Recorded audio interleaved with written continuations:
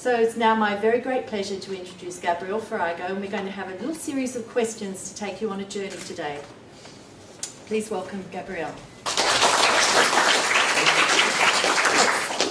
So my first question to you is how did you become interested in the work of the Garvan and finally become a board member and a partner for the future? Firstly, let me open by saying it is an absolute joy and privilege to be here and to be able to talk with you. As volunteers, you are a fundamental backbone of what this organisation does. So when Carol approached me a few weeks ago and she said, look, would you mind coming to the Garvan and talk to the volunteers? First of all, I was very privileged and delighted. And then in reflection, I asked her this. I said, Carol, you know, I'm not a scientist. What exactly would you like me to talk about? She said, don't worry, just entertain them. I didn't say that. I'm afraid that's how I recall it. Anyway, I will certainly do my best to do just that. However, to answer the question, how did I first become involved with the Garvan, we really need to go on a little journey back. I arrived in this splendid country as a teenager with a very sound and good Jesuit education coming from Austria and a little brown suitcase under my arm and virtually nothing else. I then went on to study literature and study law. I went into business, I became a practicing lawyer and later on went to the bar and practiced as a barrister.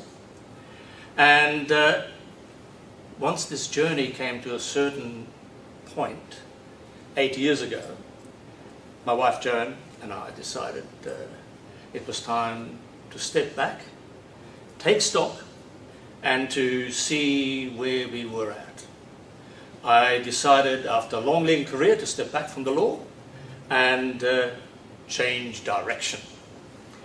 And we thought about how to give a little bit of something back to life that has been so good and generous to us in this fabulous country. So I started to look around.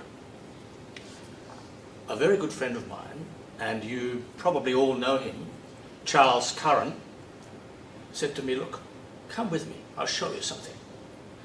That was really my first contact with the Garvan. He took Joan and I on a tour. We came here 8 years ago, and we were blown away. In a way, we never left. We stayed. So we decided, as Carol just said, we became bequestors. We instructed our solicitors in certain ways, and we became partners for the future. A year or so later, I was invited and felt very privileged to have been approached. I was invited to join the foundation board, which I did, and I've been a board member ever since. That's how I became involved in the Garvan. Well, you have alluded to your shady past somewhat. Your former career as a lawyer, which was very successful. And so how did you make that transition from being a lawyer to being a published author, and what motivated you to become a writer? Again, to answer this question, allow me to take you on a little journey. The journey about writing with me started a long time ago. In fact, it started on my 10th birthday. We were living in my grandfather's hunting lodge in Austria. How that came about is another matter for another story, perhaps one day. But we were living in Austria, and on my 10th birthday, I was given something very, very precious. And it was, in fact, I have it with me. I can show it to you. It's right here. I was given this. Just allow me. I don't always carry something like this in my breast, but this is the key to my grandfather's attic, which has been a treasured possession ever since, and did come in that little brown suitcase which I told you about. And what this was simply this. My grandfather was a career officer in the Austro-Hungarian army. Sadly, I have never met him because he died many, many years before I was born. However, he had this hunting lodge in Austria where he came to from time to time during his postings in various parts of the empire. And we lived there at the time. Now this attic, as you can imagine, in one of those lovely Austrian chalets on the very top floor, was, as I later discovered, my grandfather's special place. Not only was it his study, it was the place where he kept all his treasured possessions. So my connection with this extraordinary man started by discovering these extraordinary treasures. They consisted of many, many books, diaries, letters, and memorabilia that he had collected over the years. And it was during my discovery of those that the inspiration for the book that you were kindly provided here today, The Empress Holds the Key, incidentally nothing to do with this key, The Empress Holds the Key, first originated. Part of what was discovered in my grandfather's army trunks that were stored in this particular place were diaries from a Franciscan monk. I discovered later a very, very close friend of his who had travelled to Egypt and was researching something very special reflected in the scriptures.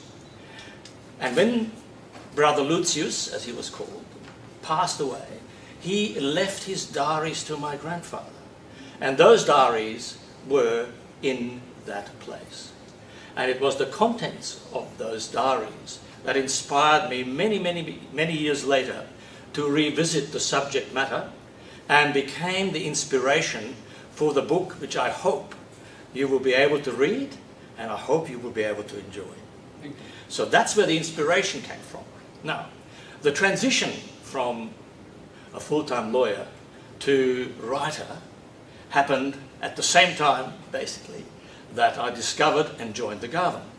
Namely, it coincided with my stepping back from full-time practice. It was time to change direction. The word retirement does not enter my vocabulary. In fact, I don't even know how to spell it. But it was time to change direction. Fortunately, I knew exactly what I wanted to do, because in the back of my mind during all these years was the plan that one day I will devote my time to become a fiction writer. And I had the inspiration for what I believe was a really, really inspirational subject matter in the back of my mind all these years. Well, after saying one day, after saying maybe tomorrow, well, tomorrow had arrived. It was time to change direction, and that's what I did. So when I stepped back from the law, I discovered Garden, I became a partner for the future, I joined the board, and I became a full-time writer. And that has developed into a new career, and I stand before you now as a writer. My second book, The Disappearance of Anna Popov, has just been released a week ago, and is now also available worldwide. So that's basically how the transition happened. It originated a long time ago and is part of the journey from the 10-year-old who discovers his grandfather and his ideas and his treasured possessions until one day I'm able to revisit that subject matter and put pen to paper and hopefully entertain you with my book.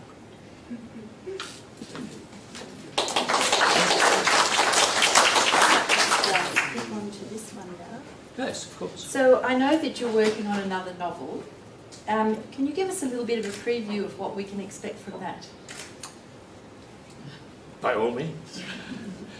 You ask a writer to talk to you, and it's like turning on the tap. You know, there's just no way that you can do this with a short answer. However, this is something even Carol doesn't know. No, there isn't much that she doesn't know about us, right? But she doesn't know about this. The next book, and this is the first time that I'm really talking about this in public, is called The Hidden Genes of Professor K.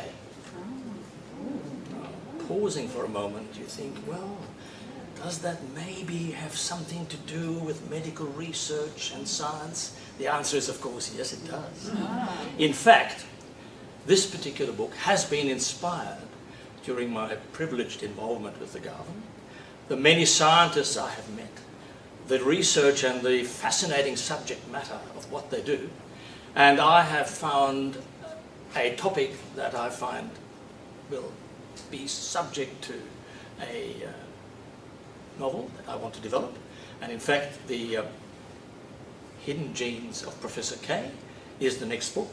Wow. It is about medical research, Oh. it is about science, it is inspired by the garden, and hopefully, all going well, it will be released this time next year. Anybody in this room mentioned? I was just thinking that. At that, my lips remain sealed, otherwise I may never be invited again.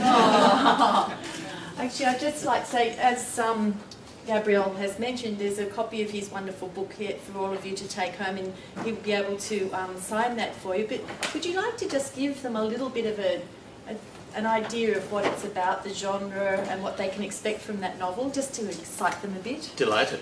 Again, I will try and keep that short. As you have obviously gathered, I'm a fiction writer, so it is a large book of fiction. It is anchored in history. It deals with the disappearance from the pages of history of a spectacular artifact that is part of the scriptures that has mysteriously disappeared, and no one is quite sure where it is. And it is the search for that particular artifact that motivated the writing of the book.